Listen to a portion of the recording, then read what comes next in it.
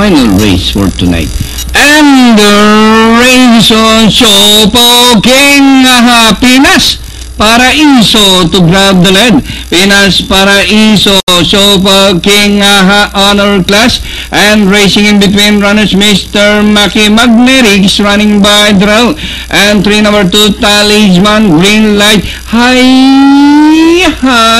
Niagara Boogie and Big Body is the early trainer. Pinas Paraiso, Siopaw King honor class Magnetics running by Drell, and rounding the far turn Pinas Paraiso by about 2 lengths. Siopaw King Magnetic honor class as they race the final corner.